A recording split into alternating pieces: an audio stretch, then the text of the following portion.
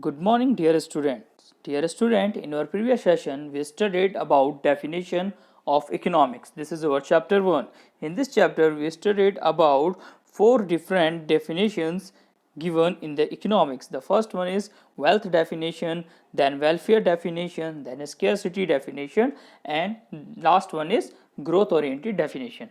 Dear student, we already studied about wealth definition, which is given by Professor Adam Smith. After that, we studied welfare definition given by Alfred Marshall.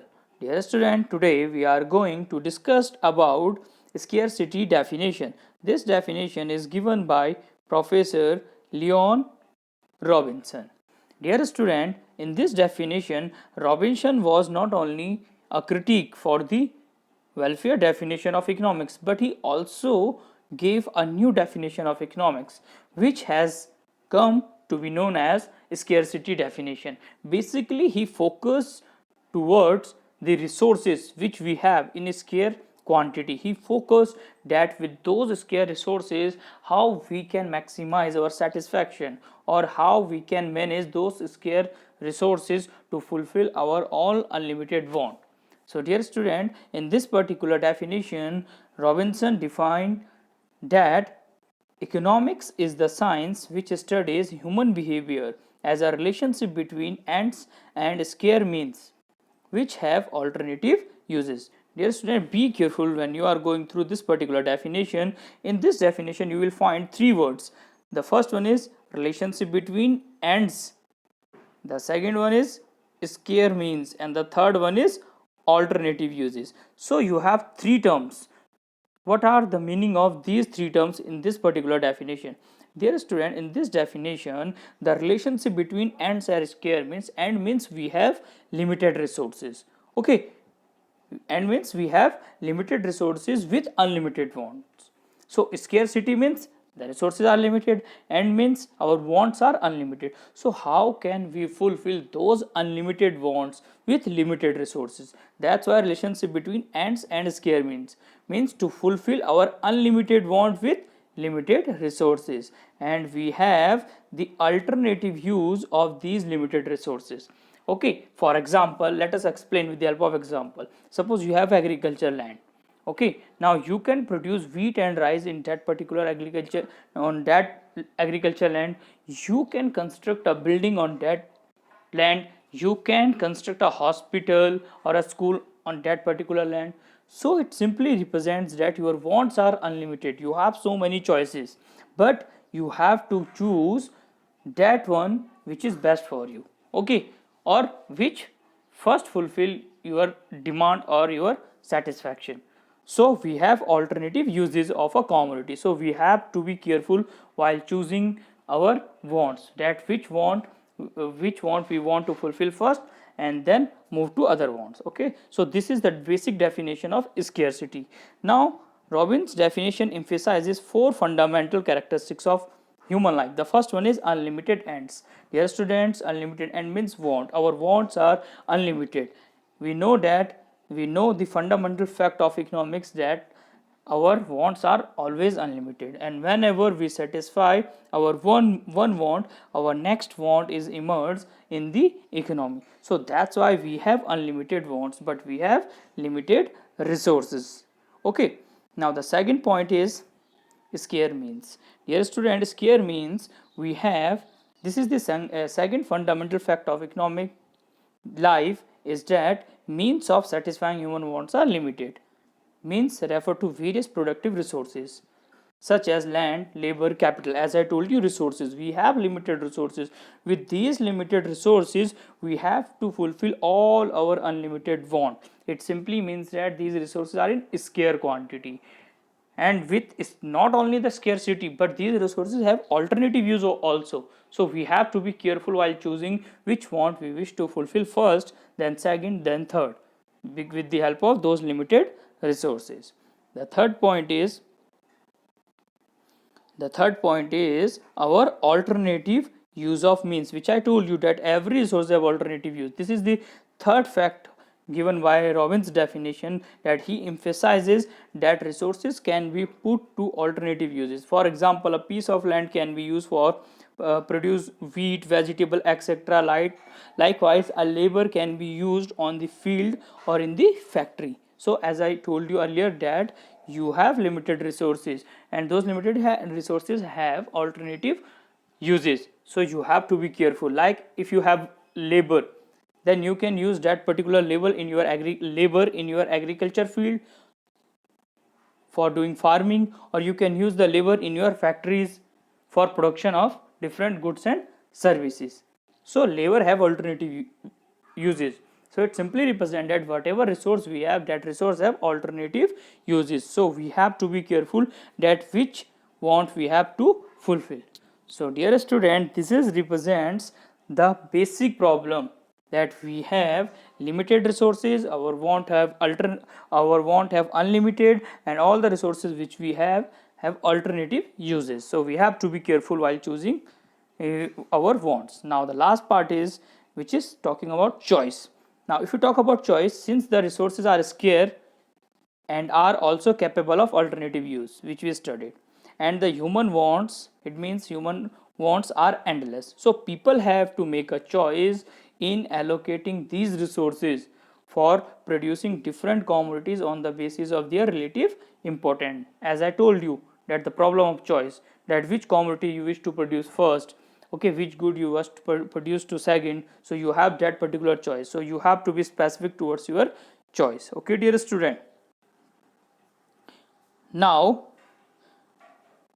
next is economics as a science. This is also a part of Robinson definition, that according to Robbins, economics is a science.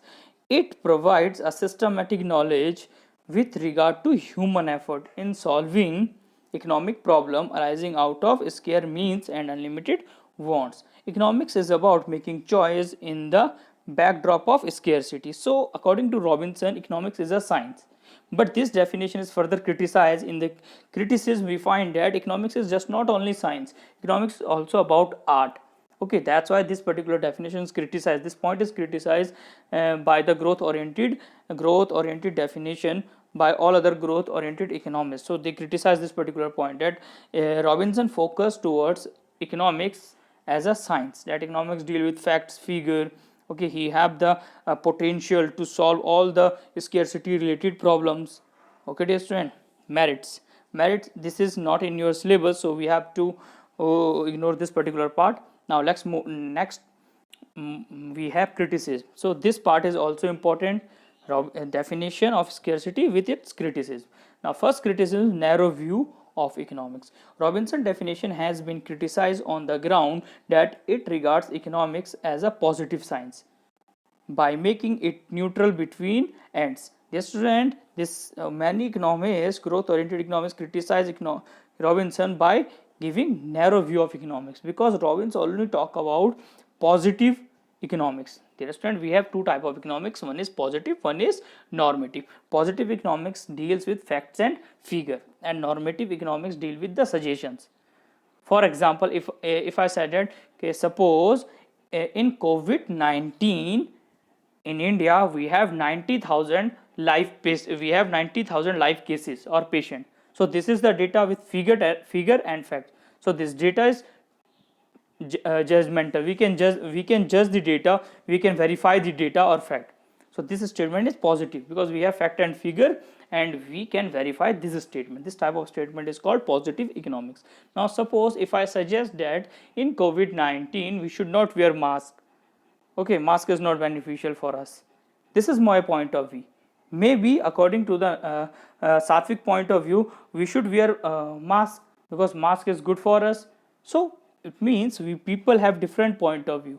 So this is known as normative economics, where we have the point of views. It may be true, it may be false. We cannot judge it with the help of facts and figure. Okay, dear student. So this type of statement is normative economics. But Professor Robbins focused towards only positive economics. That's why this definition is criticized as narrow view of economics. Now move to our next part, which is restricted subject matter of economics. A serious objection against Robbins' definition is that it has restricted the subject matter of economics by restricting it to the theory of resource allocation only. Okay, he is talking about scarcity, unlimited wants, resource allocation only. He has not talked, okay, he have not talked about the economic issues like instability, like instability, like unemployment, like income determination and all. That's why this definition is criticized, that it is restricted subject matter of economics. Next is static definition. The greatest defeat in Robbins' definition, as pointed out by critics, is that it is a static in the content. Okay, according to the critics, Robbins has taken a static view of the scarcity problem. Okay, he just take a static view which is talking about limited resources, unlimited wants. Definition does not into account the possibility of increase in resources. Okay, as we know that Robinson talk about the limited resources with unlimited wants and alternative uses, but he have not talk about what will happen if we increase our resources. It means we can increase our want, we can fulfill our want. So he has not talk about this particular issue. That's why definition is a strict definition. That's why we call it strict definition. We have to verify all these points, that what is the possibility of increases resources over time. That's why this definition is criticized by many growth oriented economists like Professor Paul Samuelson. Now the next part is economics as a science. As I told you that Robinson definition is criticized for treating economics as a science. He have not focused towards economics as a art also. Okay, he just defined economics as a pure science, only deals with fact, figure and law. But he is criticized for not defining economics as a science also, because nowadays we use economics tools. Economics is just not a tool maker, he is the tool user also. So that's why he is criticized. Last point is economic problem may not always arises for scarcity. This is one of the important point, that Robinson talk about scarcity, that whatever problem is generated in the economy, it's because of scarcity of resources. But this definition was criticized, that it's not always true that the problem is created by scarcity. Like in the very first class I talk about Great Depression of 1929. Dear student, we all are familiar that the Great Depression of 1929 was because of greater supply of good in the society, in the economy. Okay, at that time there was a theory given by JB, says that supply creates its own demand. Okay, whatever you supply in the economy, that will be demanded by the people. So that time the firm, the company supply too many goods or too many commodities in the economy, but they were not demanded. So this time there is no scarcity, there are abundant of resources, there are so many resources, but still they are not demanded in the economy. This is known as economic problem may not always arise from scarcity. Okay dear student, now let's move to our next definition, which is growth oriented definition. This definition was propounded by a famous economist named as Paul A. Samuelson. He just not criticized the scarcity definition of Robinson, but he also convey his point of view, including the points of Robinson, including point of Marshall. Okay, he further developed their theories with their few new points. That's why this is known as one of the best definition in the definition of economics. That growth oriented definition by Professor Paul S. Samuelson is one of the best definition. Okay dear student, Paul S. Samuelson is one of the famous economists of our era. Okay, he is the first economist from America who received the Nobel Prize in economics, dear student. Now let's move to the points of Paul S. Samuelson. Professor Paul S. Samuelson has given a new definition of economics, okay, which has come to be known as growth oriented definition. According to Samuelson, economics is the study of how people and society choose. Okay, so he mentioned the point choose with or without the use of money. Next is with or without the use of money, to emphasize the scarce productive resources, the resources which is scarce, which have alternative uses. Okay, to produce various commodities over time and distribute them for consumption now or in the future among various people and group in the society. So That's why it is known as one of the future or growth oriented definition, because Professor Paul Samuelson not focused towards the current people, not only talk about the people, the current people. He also talk about the future. He also talk about the future people. He also talk about it simply represents a point of view which is we call it as like a sustainable development. So he's like a point of sustainable development. Okay, when we talk about the future, also the future people, also we save the resources them. Similarly, he talk about those people also, that how can we use the limited resources in such a manner that we can save for the future, that we can increase our consumption in the future. How can we manage the limited resources with the help of new technology, new innovations. Okay, so this definition is given by Professor Paul Samuelson. Now Samuelson defined the economic now the Samuelson definition of economics emphasizes the following facts. The first one is emphasizes on economic problem. Like Robinson, Samuelson also emphasized the problem of choice arising out of scarce resources and unlimited want. Thus, this definition gives a realistic explanation of economic problem. Okay, as we all know that Professor Robinson talk about the problem of choice with limited resources and alternative use. Similarly, Professor Paul Samuelson also emphasizes towards economic problem of limited resources with unlimited want.